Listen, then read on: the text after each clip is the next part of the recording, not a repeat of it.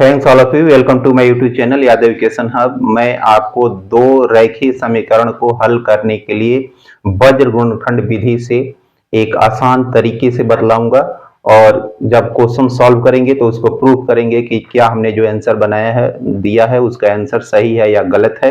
और एक short tricks भी आपको समझाऊंगा, लेकिन आप लोग वीडियो को लास्ट तक जरूर देखिए और वीडियो अच्छी लगे तो लाइक कीजिए, शेयर कीजिए और प्लीज मेरे चैनल को सब्सक्राइब कीजिए। जैसे हमने क्वेश्चनिंग लिया है 3x plus 2y is equal to -25 और दूसरा समीकरण है 2x plus Y is equal to -10।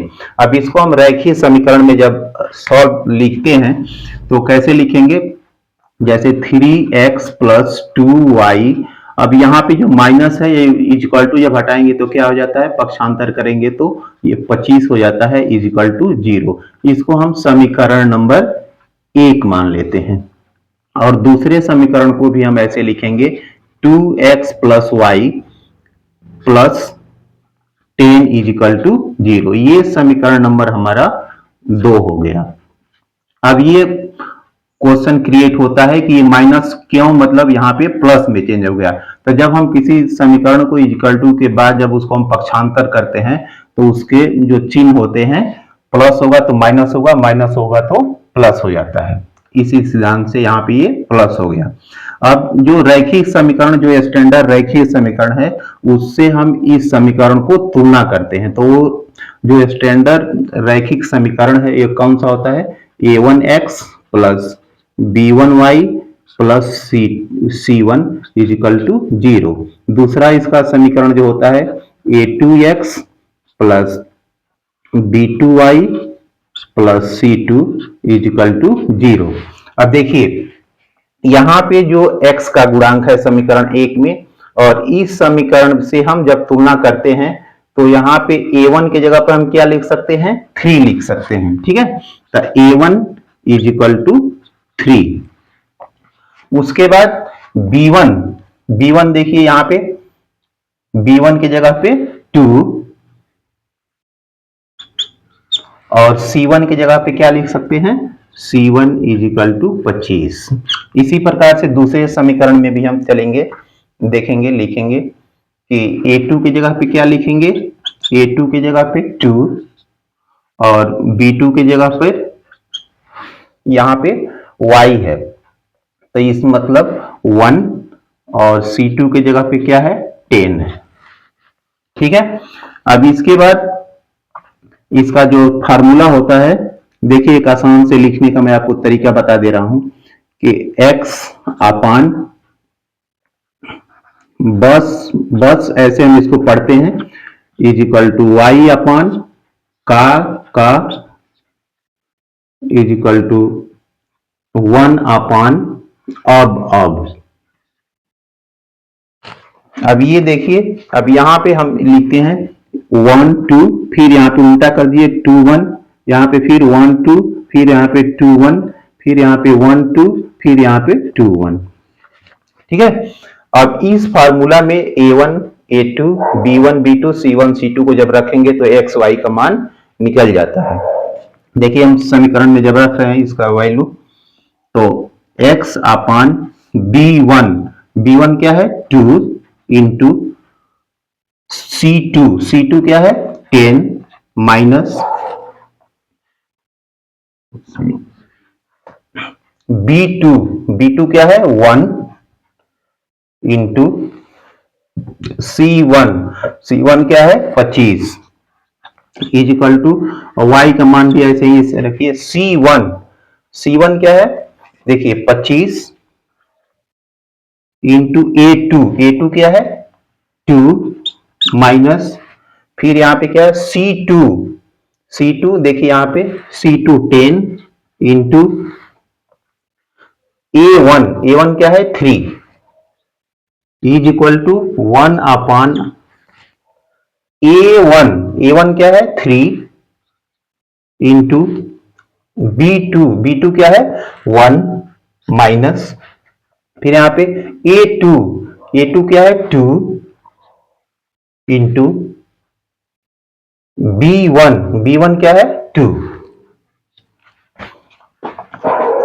अब देखिए यक्स अपान यहाँ पे 10 दूनी 20 माइनस ये 25 हो गया इज इक्वल टू यहाँ पे y अपान 25 दूनी 50 minus 30 is equal to 1 upon 3 minus 4।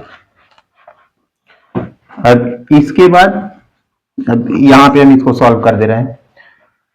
X अपान यहां पे जब सब्सट्रैक्ट करेंगे तो -5 हो जाएगा इज इक्वल टू यहां पे जब हम सब्सट्रैक्ट करेंगे y अपान 20 और 1 अपान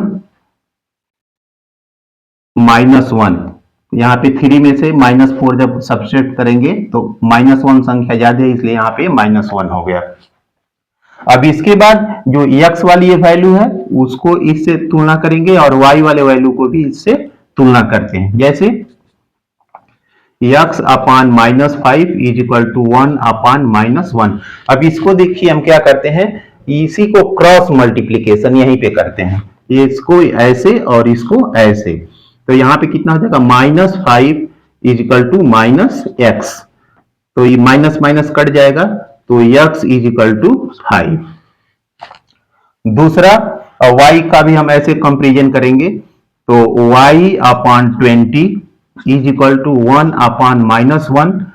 तो फिर यहाँ पे क्रॉस मल्टीप्लीकेशन कीजिए तो -y इज इक्वल टू 20 और y इज इक्वल टू ये माइनस इधर चला जाएगा तो y इज इक्वल टू हो जाएगा -20। अब x का वैल्यू कितना हो गया 5 और y का वैल्यू कितना हो गया -20। अब x और y का जो वैल्यू है ये इसका आंसर हो गया। और इस वैल्यू को जब हम समीकरण 1 या 2 में जब हम रखेंगे तो इस 0 जब आ जाएगा आंसर तो समझिए कि जो हमने आंसर दिया है वो सही है। यदि इसमें कोई नहीं आता है तो इसके मतलब कि आंसर गलत है। तो चलिए हम प्रूव भी कर देते हैं।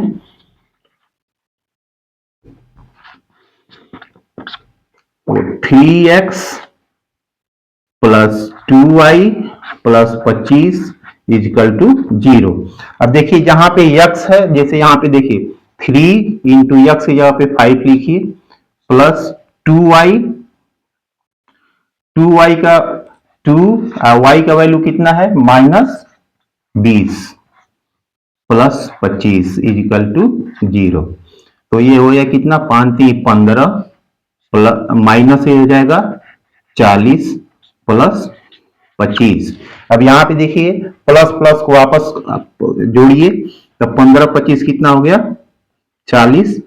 तो -40 प्लस 40 इज इक्वल टू 0। ये भी दोनों 0 तो इधर भी 0 इधर भी 0, अर्थात left hand side and right hand side both are equal.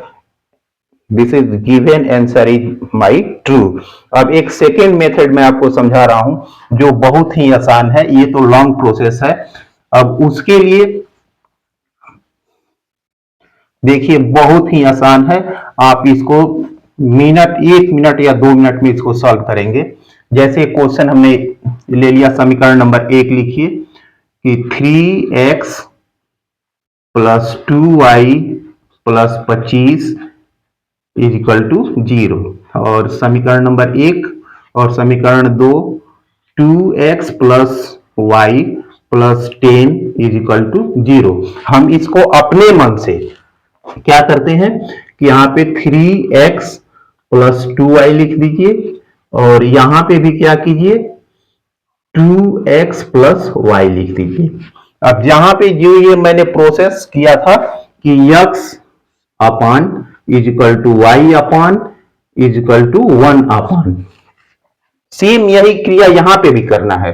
लेकिन यहां पे देखिए क्या करते हैं, जैसे हमको जब x का वैल्यू जब प्राप्त करना है तो x वाली जो संख्या है इसको पद को ढक दीजिए और ऐसे तिरछा इसको गुणा कीजिए। तो देखिए 2 इंटू 10, देखिए मैं कर रहा हूं अभी 2 गुणे 10 माइनस 1 गुणे 25। और फिर यहां पे जब y वाले पद को जब हम ढकेंगे तो फिर इधर इसको समझिए कि इधर है नहीं, फिर यहां से हम कर्व के रूप में क्रॉस मल्टीप्लीकेशन करते हैं। तो 25 गुणे 2 माइनस फिर 10 गुणे 3, और यहां पे फिर अब इसको जब हम ढक देते हैं तो फिर ऐसे क्रॉस मल्टीप्लीकेशन कीजिए। 3 गुणे 1 माइनस 2 गुणे 2, और फिर इसको गुणा कीजिए, x upon 20 minus 25 is equal to y upon 25 दूनी 50 माइनस 10 तिहाई 30 is equal to 1 upon 3 minus 4। देखिए फिर वही हमको आंसर प्राप्त हो रहा है, x upon minus 5 is equal to y upon 20 is equal to 1 upon minus 1। और फिर जैसे हम वहां पे कंपेरिजन किए थे, x upon minus 5 is equal to 1 upon minus 1, ये इसके क्रॉस मल्टीप्लीकेशन कीजिए तो minus x is equal to minus 5, अर्थात x इज इक्वल टू 5 और